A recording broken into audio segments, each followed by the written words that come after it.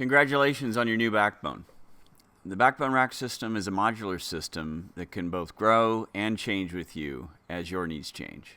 This install process is pretty in-depth, so we suggest that you clear out some time, and if you have a friend that can help you, it'll just make things a lot easier. The first step is to identify your configuration. This install is going to cover the load back with a skull screen, which is the most comprehensive package that we offer. But the install process is generally the same across all configurations. Once you've identified your configuration, you'll want to move to step 2, which is inventorying your parts. To do that, you're going to check your parts and your hardware against the list provided in your instructions. Some trucks are going to require blind fasteners for mounting the ribs just because of the design of the truck bed itself. If your truck happens to fall into this category, blind fasteners are going to be included in your hardware kit. Otherwise, the standard hardware mounting kit and procedures will apply. Let's move on now to step 3, which is installing the ribs. Your ribs are going to come pre-cut from the factory. However, if for some reason you do need to shorten them, they can be cut with either a chop saw or a hacksaw. Make sure to allow for a 1.5-inch space between the end of the rib closest to the cab and the cab itself. This is going to allow room for the cuffs to be installed later. The installation and leveling process for the ribs is essentially the same across all configurations. The only difference is that shorter ribs require less fasteners. The ribs themselves are made up of a 2-piece mating extrusion with a top and a bottom. You'll need to separate the upper and lower sections by either pulling or sliding them apart. When you've got the ribs separated, then take the lower section of the rib and place it onto the bed rail of the truck. Then make sure that the rib is flush to the inside of the truck's bed rail and that the tapered end is toward the tailgate. Before continuing, use an angle finder or a level and check to see if the rib is level. If not, the rib's going to need to be shimmed, which will be covered later in the video. Don't skip ahead just yet, because you're going to want to watch the next section on drilling first. Also, it won't hurt to go ahead and double check now that you've left that 1.5-inch gap between the ribs and the front of the cab. Here's a little close-up of the cab end of the lower rib. And notice that recessed void. Now, take a look at the overload pin on the underside of the handcuff. This is important because later in the install, this pin is actually going to insert into the void in the lower rib. It's this overload pin on the handcuff itself that is the reason why the ribs need to be backed off slightly from the cab. For smaller trucks with really skinny bed rails, it's actually fine to move the ribs inward slightly towards the inside of the bed. This is going to make sure that when you drill along our rib line in the lower rib, that you actually hit the bed rail instead of hitting nothing. Once you get the lower rib properly placed, go ahead and clamp it down. For ribs that go all the way down the length of the truck's bed rails, you're going to want to mark 4 evenly spaced drill points. Those drill points should be marked along the rib line extrusion and roughly 12 inches from either end of the rib. Be careful that you don't mark your drill points over voids or inaccessible spots like the stake pockets. Here's another tip. The installation process for the baby back ribs is the same as the longer ribs. However, it only requires drilling 2 holes per side. Next, with the ribs securely clamped to the truck's bed rail, use a 13/32 drill bit and drill the 4 holes through the rib and the truck rail on your designated marks. This section is for those trucks whose bed design make it impossible to install the ribs via traditional nut and bolt. If your truck falls into this category, then you'll want to use blind fasteners. Using a fluted or step drill bit, bore out your initial holes until they are just large enough to insert the blind fastener. Then insert the blind fastener, metal in first, pull up firmly, and slide the keeper ring down. Then move the plastic legs from side to side until they break off, leaving the fastener in place. If your ribs are already level, then you're not going to need shims, so you can go ahead and skip now to section 3D. Your install kit included an assortment of aluminum shims. The ribs need to be level for your backbone to work properly. The shims are placed on top of the truck's bed rail underneath the lower rib. They can be stacked, rotated, and maneuvered to level the rib. A simple trial and error approach is best here, choosing and arranging the shims and then rechecking it until the rib is level. You're now ready to finalize your rib installation. Now take the lower rib, flip it over to the bottom side, and apply the foam strip to the outer edge.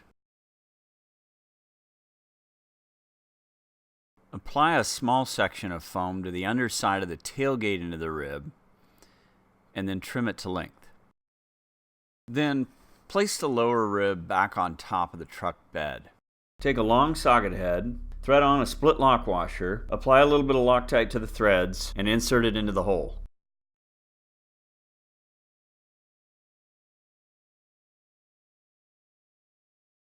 If there's not enough clearance for the fender washer to fit, it can either be bent or ground off on one side.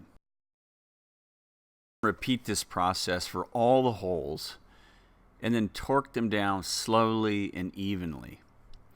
This is going to compress the neoprene until the lower rib is actually level. Now go ahead and install the upper rib, and to make triple sure, let's go ahead and check the level one more time. The configuration you purchased will determine how many knuckles you have. It's your choice where you want them, but just remember that each knuckle requires a dually T-nut loaded into the corresponding T-track. If you want any knuckles in the ribs, add the desired amount of T-nuts into the T-slot now. If you purchased a V-back, add 2 more dually T-nuts into the track now.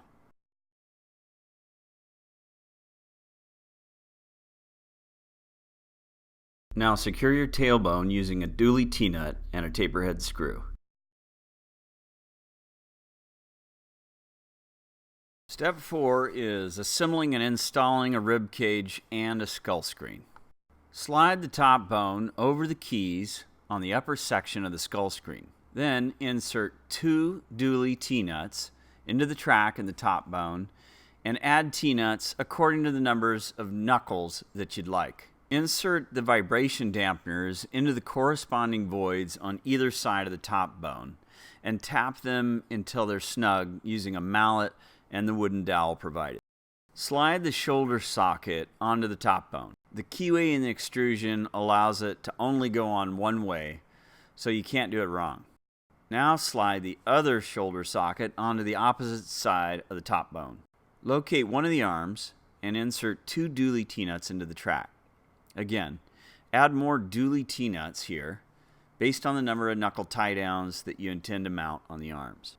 Slide the arm over the side key on the skull screen and up into the shoulder socket's lower void. Repeat this on the opposite side. Here's a tip. Thread a taper screw into each of the dually T-nuts closest to the shoulder sockets to prevent them from sliding behind the shoulder sockets and out of reach. Flip the assembly over as a unit.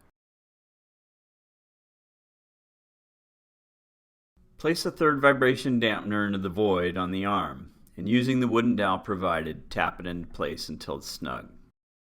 Repeat this step on the opposite arm. Then locate a handcuff, and you'll notice that that too has been keyed so that it can only go on one way. Slide the handcuff onto the corresponding lower arm. Then locate the crossbone and slide 2 dually T-nuts into the channel.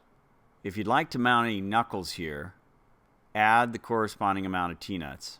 Then flip the crossbone so that the thin channel is facing up and slide it into place between the handcuffs. The channel in the crossbone will naturally cup over the bottom of the skull screen. Now flip the entire assembly onto the opposite side and check to make sure that the crossbone is flush with the edge of the inside inner wall of the handcuff. Now remove the taper heads, slide the T-nuts into their proper position, and re-thread the taper heads into them.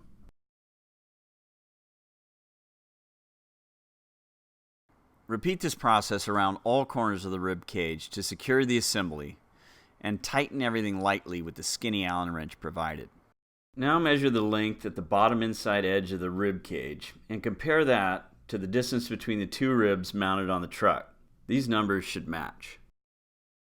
If any adjustments are necessary, loosen the taper head bolts and tap the assembly with a rubber mallet. Then lift the entire rib cage assembly into the bed of the truck and place it carefully onto the ribs. The handcuffs should be sitting roughly an inch or so over the ribs toward the cab. This is going to allow for that overload pin that we talked about earlier to be aligned and engaged. Now take your rubber mallet and then gently pound that handcuff into place, which is going to engage the overload pin. Once all the final adjustments are made, it's time to actually lock the rack into place.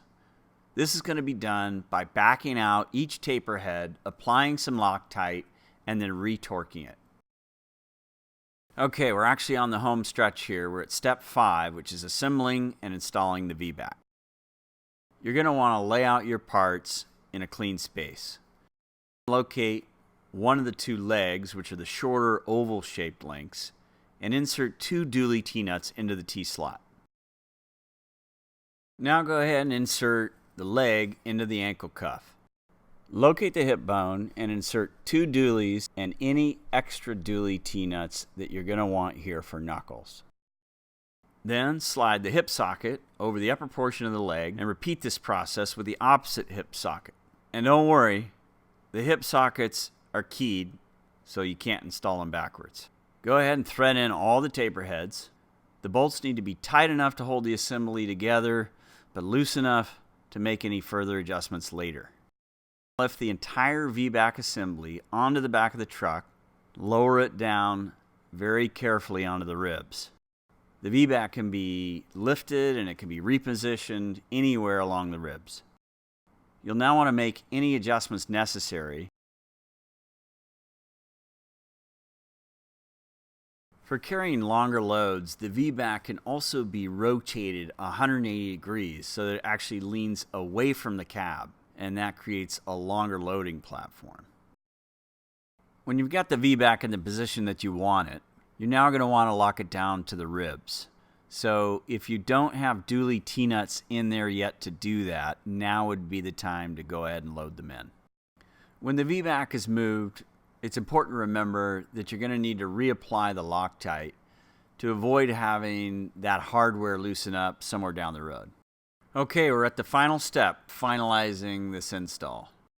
We're now at the point where we get to install our knuckle tie downs, and this is where all the T-nuts that you preloaded are going to come into play. Knuckles can be mounted basically at any point on the rack that has a T-slot, including the arms, legs, ribs, crossbone, etc.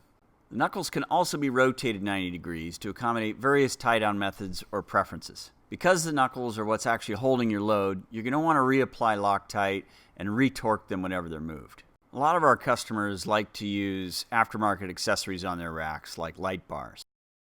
And for this reason, we offer quick-turn T-nuts that can be loaded into the T-slot in the rack basically at any point without having to disassemble your entire rack.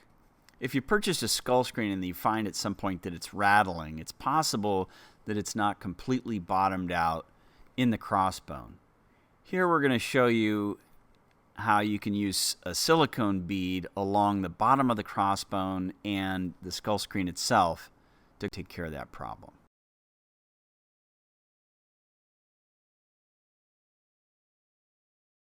Congratulations, you've now completed your backbone install. Feel free to contact us directly if you have any questions.